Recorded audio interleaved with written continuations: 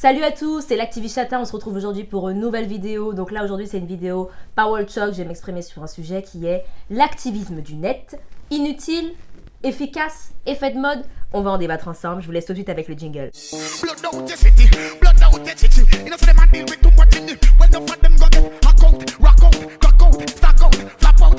Alors souvent c'est quelque chose qu'on nous dit. À quoi ça sert de faire des posts Facebook? À quoi ça sert de faire des tweets, de liker? Ça ne va rien changer. Donc ce débat, il est important. Est-ce que l'activisme du net est-il pertinent? Est-ce que ça a un sens? Ou est-ce que c'est juste un effet de mode? Est-ce que c'est inutile? Alors d'abord, il faut quand même constater une chose, c'est qu'il y a énormément de causes dans le monde. Vous avez des causes sociales, vous avez des causes écologiques, des causes politiques, des causes géopolitiques. Des situations très graves parfois, je pense au génocide et crimes contre l'humanité qui se passent contre les Rohingyas au Myanmar, l'ex-Birmanie.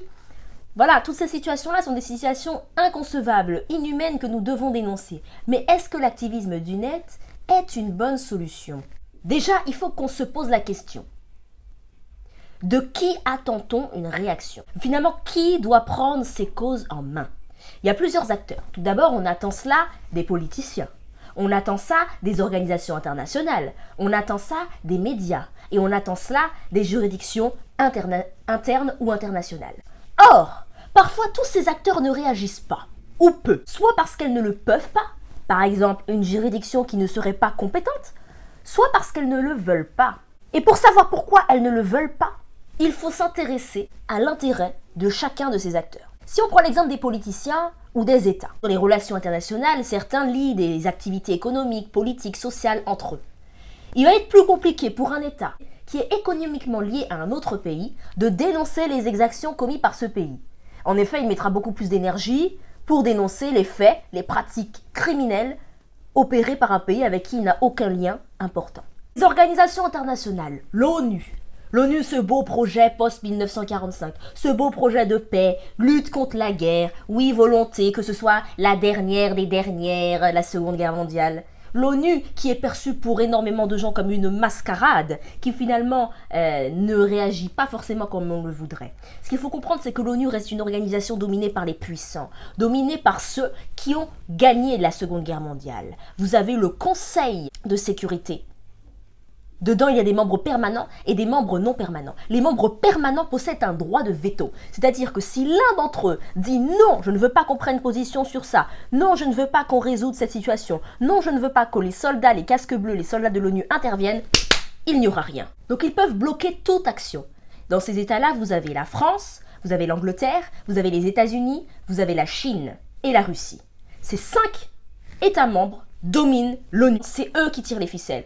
Donc si l'un d'eux dit non, on n'intervient pas, comme pour la Syrie, il était question est-ce que l'ONU va intervenir en Syrie ou pas, vous avez la Chine et la Russie qui à chaque fois ont posé leur veto. Donc il faut arrêter de croire que les États sont égaux, c'est faux. C'est faux, ils ont tous leur souveraineté, ils ont tous leur pouvoir, leur constitution. Mais dans les relations internationales, le poids n'est absolument pas le même. Ensuite, vous avez des médias. Les médias en attendant une réaction. Vous qui êtes journaliste, vous qui êtes reporter, pourquoi vous ne parlez pas de ces choses-là? Il ne faut pas oublier que les médias restent nationaux et que la liberté de presse, la liberté d'expression n'est pas la même dans tous les pays. Dans certains pays, on ne peut même pas critiquer le gouvernement. Donc, il est vraiment difficile de transmettre des informations. Dans certains pays comme la Chine, vous avez des tas de sites et de réseaux sociaux qui sont interdits, qui sont contrôlés par l'État. Donc comment voulez-vous dénoncer ces situations-là, alors même si les médias ne sont pas au courant, sont empêchés et risquent leur vie? Donc vous comprenez que c'est très compliqué pour certains médias.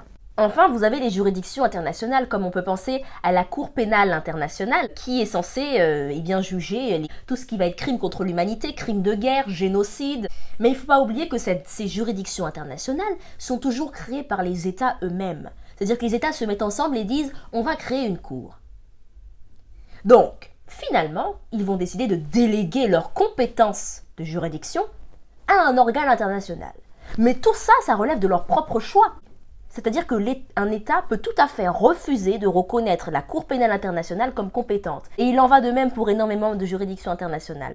Par exemple, les États-Unis, la Chine, la Russie n'ont pas reconnu la compétence de la Cour pénale internationale. Sur cette carte, vous pouvez voir en rouge les États qui sont partie au statut de Rome, c'est-à-dire qu'ils ont ratifié le statut de Rome créant la Cour pénale internationale. Les États en gris l'ont juste signé. Et c'est la ratification qui montre qu'on reconnaît la compétence de la Cour. D'ailleurs, la Cour pénale internationale fait face à de nombreuses remarques, puisqu'on a l'impression, et d'ailleurs ce n'est pas qu'une impression, qu'elle juge en grande majorité des faits qui ont été commis par des Africains, par des dirigeants africains, etc. Et d'ailleurs, beaucoup de pays africains décident de se retirer du statut de Rome, tout simplement parce qu'il y a cette hypocrisie un petit peu. C'est toujours les États africains qui sont face à la justice. Par ailleurs, les États décident entre eux des modalités d'action, de compétence de ces juridictions. Et les États, concernant la Cour pénale internationale, ont décidé qu'elle n'était pas compétente pour des faits antérieurs à 2002. Puisqu'elle a été créée par les statuts de Rome de 1998, les statuts de Rome sont entrés en vigueur en 2002, donc tous les faits d'avant 2002 ne passeront jamais devant la Cour pénale internationale. Il y a énormément de conditions précises pour qu'elle puisse intervenir. On ne va pas les énumérer ici, mais en tout cas, il faut bien prendre conscience de ça. Donc elle est aussi poings et mains liés. Donc parfois la situation terrible a vocation à rester vécue et non dénoncée. Comment faire pour pallier à la défaillance de ces acteurs dont on attendait une réaction? Eh bien, je pense que la dénonciation populaire est un moyen pertinent. Il faut faire une substitution aux lacunes des médias, des politiciens, des organisations internationales et des juridictions internationales. La stratégie est la suivante. Une personne qui vit dans un pays une situation terrible va la partager, va la dénoncer. Avec la mondialisation, avec les échanges, avec Internet, aujourd'hui, le malheur d'un Chinois peut arriver aux oreilles d'un Guadeloupéen. Parce que quand on relaye une information, on fait deux choses. On met au courant notre entourage, nos followers, notre famille. Mais on incite aussi les médias classiques, traditionnels, à s'y intéresser. Il ne faut pas oublier que les médias sont quand même motivés par l'argent. S'ils voient qu'un sujet fait le buzz, ils vont se jeter dessus et faire un projet, un reportage dessus. Vous n'avez qu'à voir aujourd'hui le nombre de sujets que les médias comme Brut, comme AJ+, comme Combini ont repris et qui sont nés sur Twitter. Vous pensez vraiment que ces personnes-là connaissaient le blackface, le blackfishing, les mouvements comme MeToo, comme Balance ton porc? On peut critiquer ces mouvements, mais ils ont permis quelque chose de fort. C'est-à-dire que même si ces médias ont leurs habitudes, ont peut-être des liens avec le pouvoir et ne prennent pas position, s'ils voient qu'énormément de personnes, qu'une grande partie de la population est très intéressée, l'argent va prendre le dessus, la patte du gain va prendre le dessus et ils vont en parler. Et c'est aussi pour eux parfois une occasion de se faire bien voir, de montrer, voilà, nous on parle de négrophobie, voilà, nous on parle d'écologie, voilà, nous on parle de sexisme et de grossophobie. Des sujets, ils vont essayer de surfer sur la vague. Alors pour eux parfois c'est comme une mode qu'ils vont instrumentaliser pour se faire de l'argent, alors que nous, ce sont des situations que nous vivons, que nous dénonçons. Maintenant je pense que même s'ils le font pour des mauvaises raisons, du moment qu'ils le fassent, moi ça me va. Parce qu'en attendant ça donne quand même de la visibilité.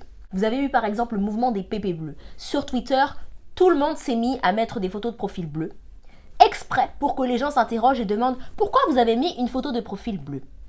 Et là, on expliquait que c'était par rapport au Soudan, pour expliquer ce qui se passait au Soudan, puisque malheureusement les médias n'en parlaient pas. Et avec cette vague de photos de profil bleu, les médias ont fini par en parler. Et ça, je trouve ça intéressant.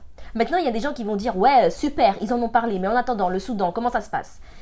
À un moment donné, il faut quand même recadrer le contexte. Est-ce que l'on attend de nous, citoyens, qu'on aille au Soudan faire quelque chose? Qu'est-ce que vous voulez que je fasse? Moi, personnellement, je vais aller au Soudan pour faire quoi? Non, je ne peux pas faire cela. Je ne peux pas résoudre la situation au Soudan. Mais en la dénonçant, je participe au fait que des personnes compétentes vont peut-être tomber dessus, que des personnes compétentes vont peut-être se dire « il faut que j'agisse ». Et c'est comme ça que ça marche. Nous, peuple, nous dénonçons de chez nous dans notre canapé, oui. Mais du coup, qu'est-ce qui se passe après? Il y a un lien de causalité direct. On dénonce depuis notre canapé. Les médias s'accaparent le sujet pour des bonnes ou des mauvaises raisons. Ça fait un tollé sur la télé, sur la radio, etc. Les politiciens vont devoir s'en saisir sous peine de passer pour des incompétents, pour des personnes qui ignorent, etc. Donc même si nous, on est qu'au bout de la chaîne et qu'on fait que dénoncer, c'est déjà très bien. Il ne faut pas oublier que les politiciens sont quand même dans la recherche permanente de l'approbation sociale, la recherche du vote. Vous savez, les élections, en tout cas en France, ne sont pas ad vitam aeternam. Il faut constamment récupérer l'opinion populaire, constamment. Donc eux aussi, ils vont surfer sur ces sujets-là. S'ils voient que d'un coup, sur les réseaux, les gens sont hyper préoccupés par la situation du sexisme, boum, on va vous mettre un Grenelle sur le sexisme. Boum, on va vous pondre des lois sur le sexisme. Boum, évidemment, puisque on se rend compte que c'est un impact important et qu'il faut répondre à cela, sinon le public, sinon l'électorat va dire « vous n'avez rien fait ». Alors personne n'a prétention à être un super-héros. Quand vous mettez une photo de profil bleu pour dénoncer le Soudan, quand vous mettez des hashtags pour dénoncer ce qui se passe au Congo, quand vous mettez des tweets qui parlent de la situation aux Antilles, du chlordécone ou du CHU, on ne prétend pas être des héros, pas du tout. Mais on prétend dénoncer, on prétend apporter notre pierre à l'édifice et je pense que c'est d'une mauvaise foi intellectuelle de dire que ça ne sert à rien. Mais le grand danger aussi des réseaux, c'est qu'il faut faire très attention aux fake news et aux intox. Toujours vérifier ses sources. Ça ne sert pas à rien de tweeter sur la situation en République démocratique du Congo. Et de toute façon, c'est toujours plus intéressant et pertinent que de se filmer en faisant des vidéos avec un filtre chien. Je veux dire, on a ce bijou technologique entre nos mains qui est très dangereux, n'empêche par rapport à plein de libertés, notamment la protection des données personnelles, etc. Mais on a ce bijou, on a ce pouvoir. Pourquoi est-ce qu'on va l'utiliser que pour des choses puériles qui n'ont aucun impact, comme vomir des arcs-en-ciel ou mettre des photos filtre chien? C'est vrai qu'il y a des gens qui disent, oui, mais là, vous faites les woke sur des sujets, vous faites les éveillés, les conscients sur des sujets, que ce soit le sexisme, la grossophobie, le racisme, l'islamophobie, mais en fait, c'est juste un effet de mode. Au fond, vos cœurs sont noirs. Je pense que c'est vrai qu'il y a une mode actuellement par rapport à l'activisme. Tout le monde a envie d'être activiste de quelque chose. Tout le monde est d'un coup activiste dans le féminisme, dans l'écologie, peut-être.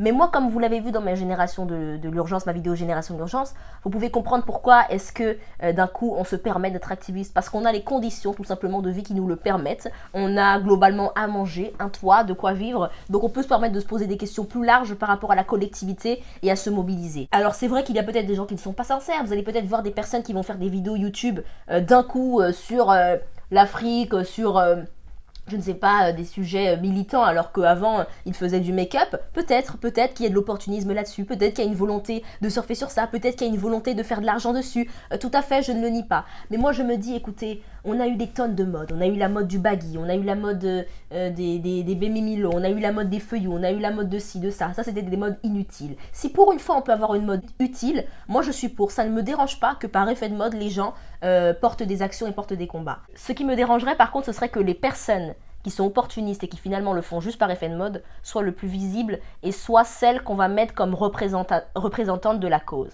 C'est-à-dire que si, comme représentant du féminisme, vous décidez de mettre une fille qui s'est rendue compte il y a 10 minutes qu'elle est féministe et qui sort des propos pas terribles, pas très recherchés, avec peu de profondeur, ça va poser problème parce que ça va nuire à la cause. Pour moi, une masse de personnes informées peuvent faire beaucoup plus qu'une personne très puissante mais non consciente. Donc osez dénoncer. C'est comme ça qu'on rallie les gens à la cause. Le débat ne doit surtout pas se cantonner aux personnes directement concernées. Notamment lorsque c'est un crime contre l'humanité, un génocide, on a comme un devoir moral, un devoir humain de dénoncer. Vous comprenez que je sois musulmane ou pas, quand je sais que des musulmans sont mis dans des camps au Myanmar, sont frappés, sont humiliés, qu'il y a des crimes contre l'humanité, une sorte de génocide pour raisons religieuses, ça me touche. Il y a beaucoup de gens qui critiquent le fait de dénoncer comme si dénoncer c'était pas assez, que la parole ça ne sert à rien. Mais pour moi, parler c'est déjà agir. Parce que vous pouvez être deux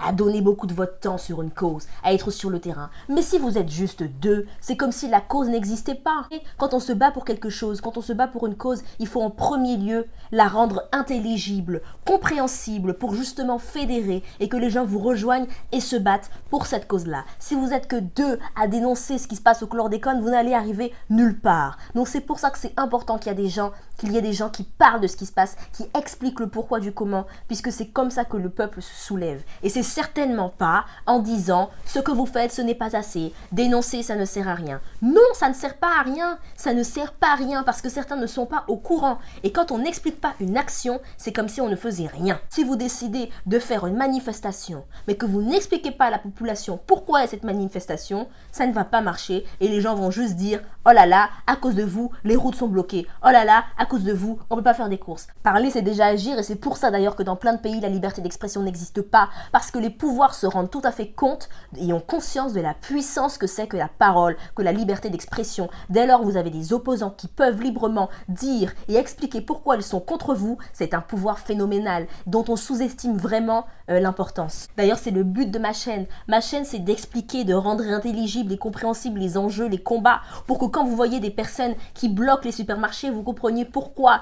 Et pas juste que vous reteniez le fait que les supermarchés sont bloqués. Non, parce qu'il y a tout un truc derrière. Vous pouvez être contre ou pour après. Mais au moins, vous aurez les éléments pour être éclairé. Donc pour moi, je fais un travail de conscientisation. Aujourd'hui, il y a des gens qui critiquent les personnes qui dénoncent, qui ne font que dénoncer, oui, la parole, les tweets, ça sert à rien. Mais je vous rappelle qu'à l'époque, où il n'y avait pas les réseaux sociaux, on disait la même chose aux activismes de papier, ceux qui utilisaient leur plume, leur art, on leur disait « Oh, mais ça, c'est pas suffisant, il écrit que des belles paroles. » Mais regardez aujourd'hui comment ces livres, aujourd'hui, on les lit et ont de l'importance pour nous. C'est important. N'oubliez jamais que votre façon de dénoncer, votre façon d'être activiste est très importante. Moi, je suis pour qu'il n'y ait pas de hiérarchie entre les différentes actions. Pour moi, faire une marche, faire un blocage, ça a autant de valeur que faire un article ou que faire un mémoire sur le sujet. J'ai d'ailleurs eu une fille qui m'a contactée, qui m'a dit qu'elle allait faire un mémoire sur la situation économique, les inégalités qu'il peut y avoir aux Antilles. Elle l'a fait. Je l'ai remerciée, je lui ai dit merci. Je crois qu'elle m'a cité dans son mémoire, je ne l'ai pas encore lu. Je lui ai dit merci de choisir ça comme thème pour ton mémoire. Parce que quand tu fais ça, déjà pour toi, c'est très bien, parce que du coup, tu fais des recherches et donc tu apprends des choses sur ton pays. Mais pour les gens qui vont te lire, qui sont peut-être des enseignants, qui n'ont aucune conscience de ce qui se passe aux Antilles, ça met dans leur tête un élément. Ils apprennent quelque chose. Et ça, merci. Et vous voyez, elle a juste fait son mémoire. Il y en a qui vont dire que ça sert à rien, mais c'est extrêmement important. Et elle m'a envoyé un message, elle a eu sa note, elle a eu 18 sur 20. Vous voyez? Et ça, c'est de l'activisme pour moi. Et ça a autant de valeur. Ça a autant de valeur que celui qui va à la guerre, que celui qui marche, que celui qui crie. Ça a autant de valeur. Celui qui fait une œuvre sur la question, celui qui crée une fresque magnifique sur la question, celui qui crée un livre, celui qui crée une chanson, celui qui crée un film, ça a autant d'importance. Surtout, ne hiérarchisez pas les actions. Quand j'ai fait ma chanson Béquet, elle a énormément tourné, beaucoup plus que la majorité de mes autres vidéos. En 3 minutes, vous vous rendez compte, en 3 minutes de chanson. Comme quoi la chanson, pour beaucoup de gens, c'est beaucoup plus percutant qu'une vidéo explicative, qu'un livre, que des articles. Donc ne négligez jamais et ne dites jamais que les autres ne font pas assez, parce qu'ils font déjà beaucoup avec les compétences qu'ils ont. Vous savez, sur ma chaîne, j'ai pas du tout que des Antillais. J'ai des Gabonais, j'ai des Maliens, j'ai des Sénégalais, j'ai des Espagnols, j'ai des Arabes. Et ils viennent me voir en privé, ils me disent « J'ignorais ce qui se passait, je ne connaissais rien, je ne suis pas du tout de ton pays, mais ce que tu m'apprends m'intéresse et je regarde toutes tes vidéos. » Dernièrement, j'ai une Cap-Verdienne qui m'a dit « Waouh, j'ai entendu le son Béquet et waouh, je me suis sentie concernée. Je viens du Cap-Vert et on a aussi des choses qui se ressemblent. » Vous voyez? Voilà, si vous avez apprécié cette vidéo, eh bien n'hésitez pas à la partager, à la liker. Si vous voulez me soutenir, vous avez ma page Utip. Il vous suffit d'aller en barre d'infos, vous cliquez, vous regardez quelques publicités et ça me reverse un petit peu d'argent parce qu'avec YouTube, on ne gagne quasiment rien et beaucoup de mes vidéos sont démonétisées. Donc voilà, vous avez la possibilité de regarder des vidéos ou de faire des dons, c'est comme vous voulez. Merci à tous ceux qui me soutiennent, je vous embrasse très fort. Suivez-moi sur Facebook, sur Instagram et sur Twitter. Activiste Chata partout. Je vous embrasse très fort, on se revoit bientôt. Par ailleurs, là je porte un t-shirt qui m'a été gentiment envoyé, donc je vous mets en barre d'infos. Si vous avez envie d'aller commander, n'hésitez pas. Yes, yes, yes, on donne la force. Je vous embrasse très fort.